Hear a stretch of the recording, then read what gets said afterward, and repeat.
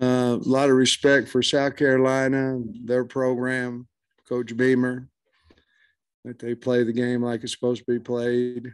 Um, I was really proud of our offensive line.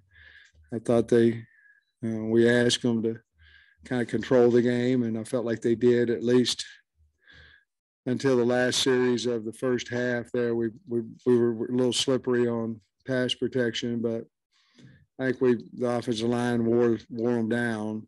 Um, we made a lot of big plays on defense, a lot of sacks, hurries, this, that, and other, and we gave up a lot. And three hands to the face and things like that. We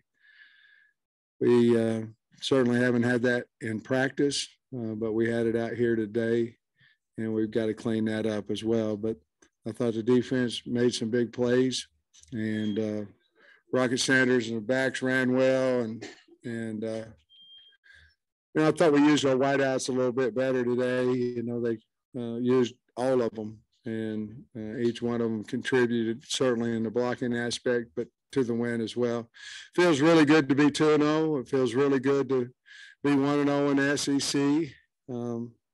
And with that, I'll answer any questions you have. Hey, Sam, what does it feel like that you have a blueprint for a game and you come in and you execute the blueprint? They really can't stop you. Where your program is that you're able to do that? Well, it's a line of scrimmage game in this league, and it depends on if you want to make it that or not. We do. We want to make it a line of scrimmage game, and it feels good, to be honest with you. I think everybody in the stadium felt good on the first three possessions when, we were, we didn't make a 4th and 1 in the third or the fourth quarter down there, but made close 4th downs, 3rd downs, and 1s, and none of them really wasn't great big plays involved in there. It was just kind of churning 4 and 5 yards out at a whack. And to answer your question, Tom, it feels really, really good. We got a lot of work to do, but I'm really pleased with where we are as a coach and staff and as a team. That fourth quarter took an hour and 12 minutes. And, I mean, there's safeties. There's all kind of wild stuff. What did you think of that bizarre fourth quarter? Well, that's 2 weeks in a row. I mean, it's hot out there. I'm ready for it to get over too, And I think it's another 4-hour game. I think our first one was as well, and that was bizarre time. I mean, a lot of different things going on, quick scores, onside kicks getting returned. Twice we got it, once we didn't. And the last play of the game took 5 minutes to review, just a lot of stuff went on, but glad the result is what it was. Coach, I want to ask you about Drew Sanders' performance. Seems like he was pretty dominant on defense today. Hey, I'll be perfectly honest when you guys ask me, and it's a great question. I'm not saying that. When you ask me about individuals, it's really hard for me to answer real good. I saw him make some sacks and run some guys down, and I think he played a heck of a game. I haven't looked at the stats yet, but I think he probably led the team in tackles and sacks and everything. He's getting better each week because he's understanding, he's turning it loose a little bit more. And if you see today versus when he first came in the spring, you'd think he had two totally different people. But he's a really good player and a great kid, and I'm glad he had a good game today. And then you might not remember this. When Warren Thompson had that holding call, he was pretty upset, came over to the sideline. I saw you had something to say to him, and then he went on and caught that touchdown. Just what was that conversation with him like? That's between me and him. From the defense, you got some points off of a few of those, just the significance of that, being able to punch those in for points afterward. The plays of the defensive plays turning into points. The significance of that. I mean, the onside kick was one of them as well, and then Nudie coming back, and it's what happens. If you turn it over on a fumble or what have you, and defense got to go out there and stop them. It's kind of like what happened last week our defense needed the offense to take that 549, take it out of the game. And they did. So we're playing really good complementary football. I think we got a really close-knit team. I think they complement each other, and I mean complement each other, not just on the field, but personally. And yeah, I'm really pleased with how one side did well and the other side capitalized on it. What's your thoughts on the 11 a.m. crowd that became a 2:45 crowd? And you said they didn't celebrate properly last week. How did they do today? Well, I thought there's a lot of people here. It seemed like it. And the student section, I love the student section. They're here having a lot of fun. I think they pretty much sold out that area of the stadium both weeks, and a lot of fun for the kids to come, and especially, we're winning but I have no idea what 11 a.m., party would look like, but I hope they had a fun time.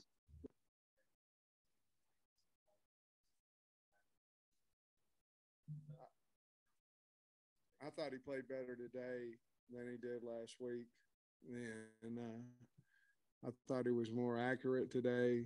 I thought he ran the ball well both times. I thought he was more accurate. I thought he was in total control. When we was 3rd and 2 on the goal line, I told him, because I'd already went for one time.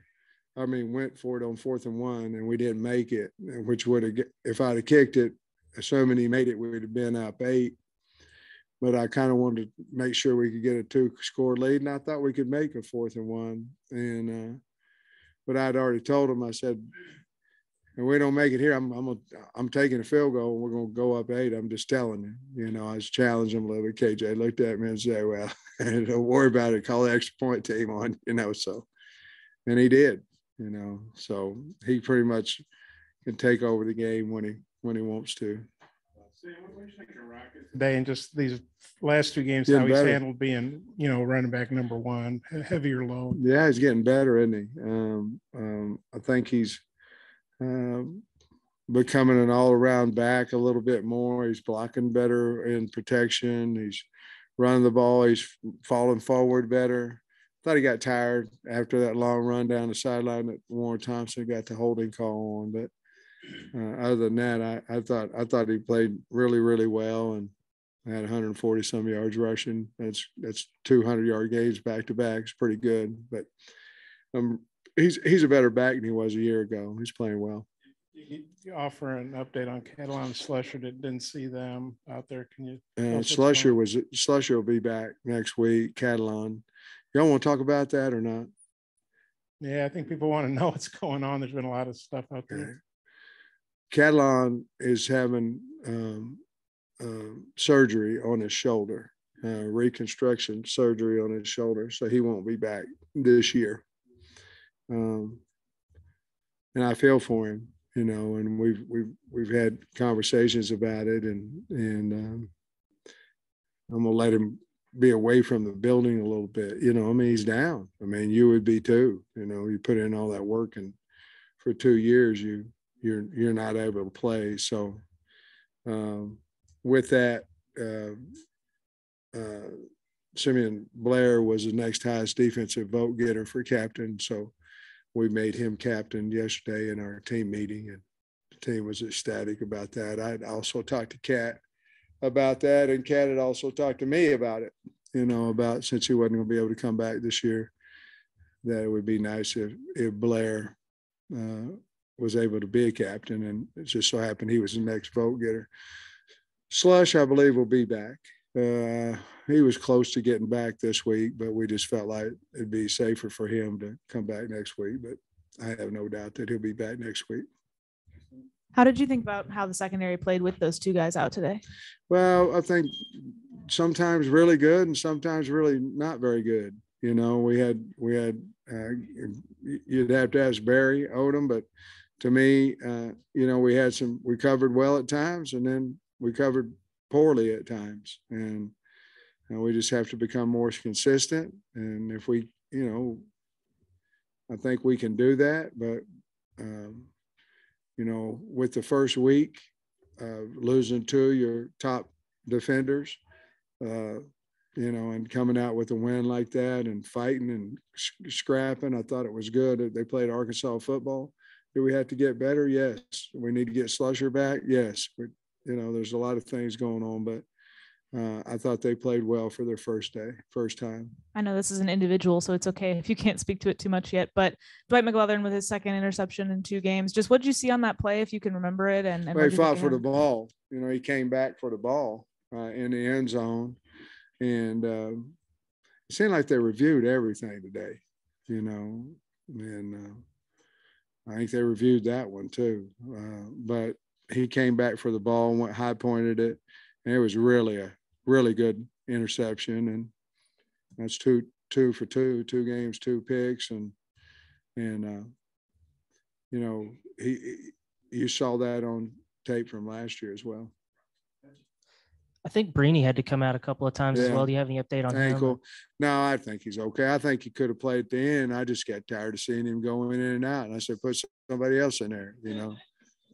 I mean, that by the way, that's the truth. Considering how thin y'all were in the secondary, I mean, I was next man up, but I you know, I wasn't flexed out, wasn't stretched out. And I said, no, I mean, I wasn't. Go ahead. With how thin y'all were in the secondary, what did you think about how y'all were able to? I mean, Spencer Rattler had a couple of big plays, but mostly kept him in check. What did you think of the secondary's job? Well, I thought they did well. I mean, we got to get better there now. I mean, we got to get better everywhere. But you lose 2 starters, but we didn't want to make an excuse. I said to the team in the pregame speech, it's not about the players that ain't out there. It's about the ones that are.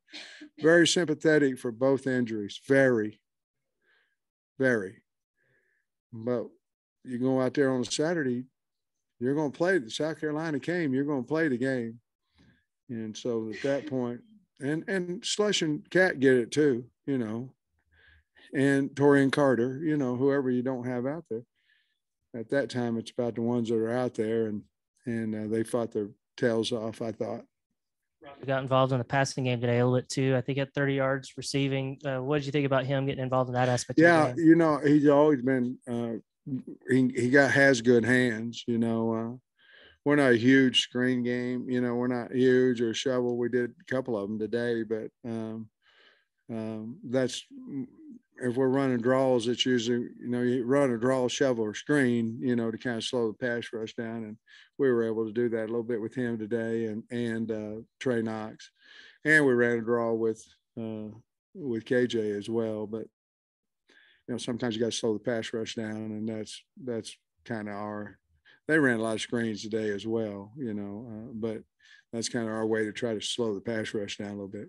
Coach, I want to ask you, you mentioned next man up a moment ago. Obviously, if you could elaborate more on Breeny's impact and look like Matt Landers was a big part of the game plan, especially in the first half. Yeah, he was. I mean, and, you know, Breeny, you had to look back, and Breeny started several games for Georgia last year, And so it's kind of hard for me to go, oh, whoa, are we, whenever we got a guy that started a lot of games for the national champions. We just had to, you know, he has to come in and play our system and play it well. So I you know, again, I'll have to look and see I don't know how he played, to be honest with you, but it was good to, you know, the transfer portal to have him back there. And you said somebody else.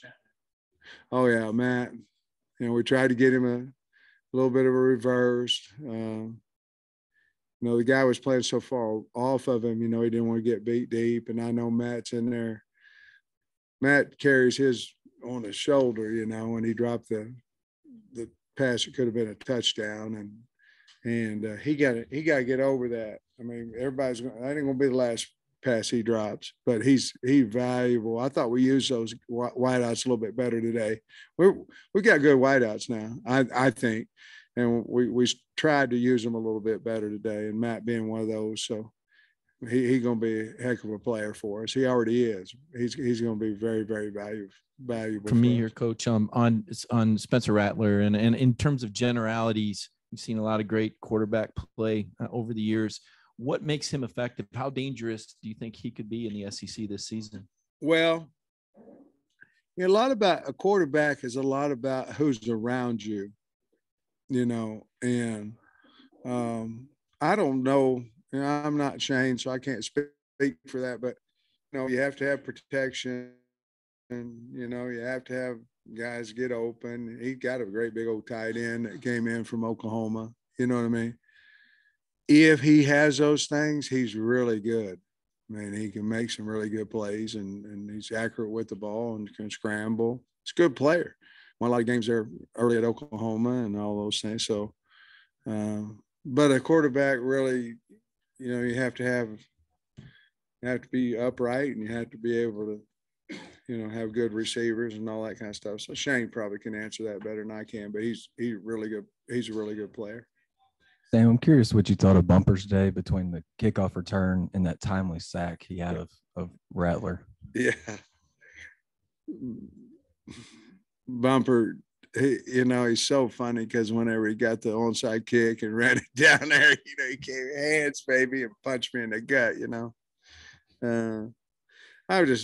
I'm so proud of him, I mean, he bleeds Arkansas, a lot of kids in there do, but he's one of them that really does. And for him to have the sack and, he just, you can count on him, sort of like Grant was last year, you can count on. Bumper's been that way for the 3 years I've been here. And so I'm really happy for him, especially those guys, 6-year seniors that come back and have success or his 5th year, his extra year, because he never redshirted. But it's really cool to see guys like that work so hard and then decide to pass up the NFL for a year to come back to.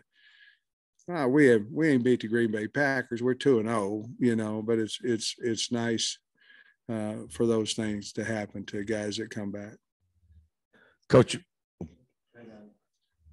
one big number that jumps out: 10 flags, 122 yards. Thoughts on that? Well, we got to get it fixed. I mean, you had 3 personal fouls to the face. They had a holding. I don't know how many holding calls, several. Had 2 penalties on special teams. There was a lot of flags out there today, and my thoughts are we got to clean it up.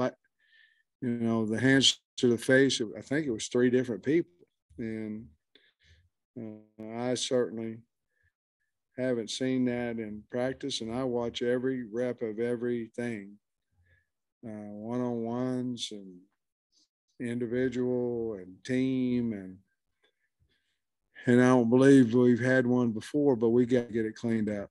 And to be honest with you, that's what kept them in the game. And so we have to get that cleaned up, and that's me, and I will. Sam, Arkansas traditionally, historically in the SEC has not won a lot of openers.